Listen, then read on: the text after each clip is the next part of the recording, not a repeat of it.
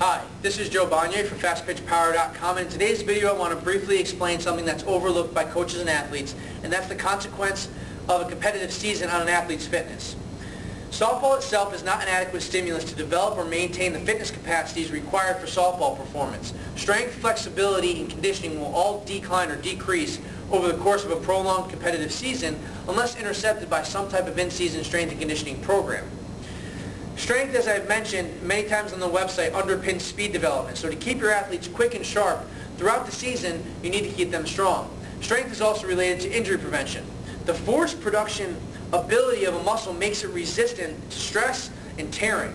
Its physical integrity, its density, which is developed through strength training, also makes it resistant to damage or stress.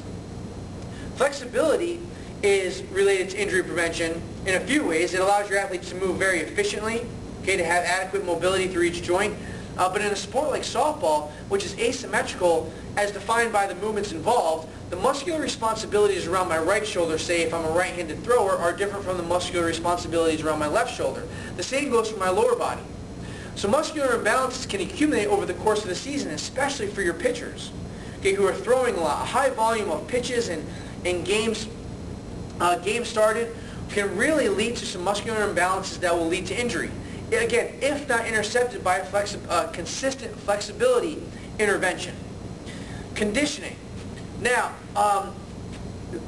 coaches and athletes might not think conditioning is important for a sport like softball if you compare it to a sport like soccer and basketball.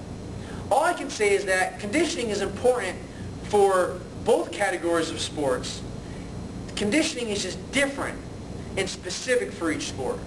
Okay, the way you condition, and the way conditioning leads to performance or determines performance on a soccer field is different from softball, I would say.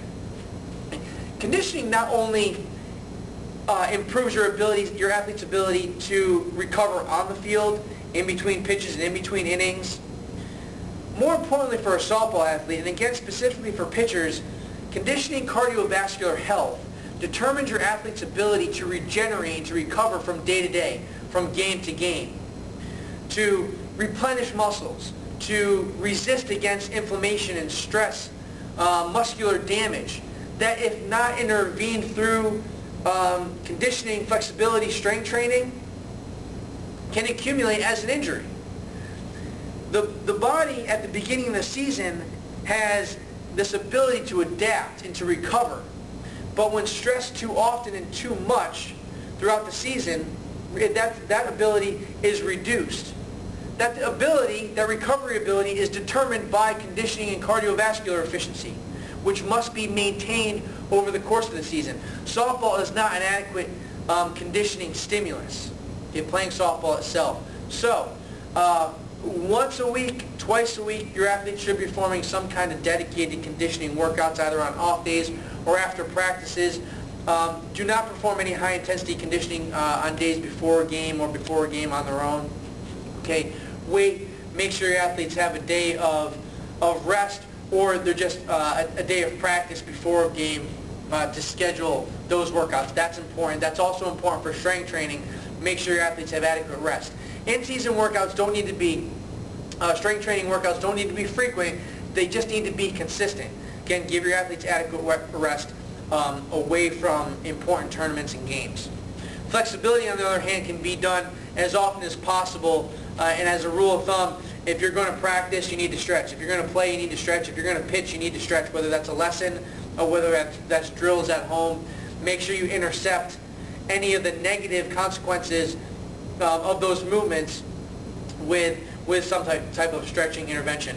Underneath this video, I'm going to post videos that I've produced previously that are dedicated to strength training, flexibility training, and my thoughts on conditioning for softball athletes.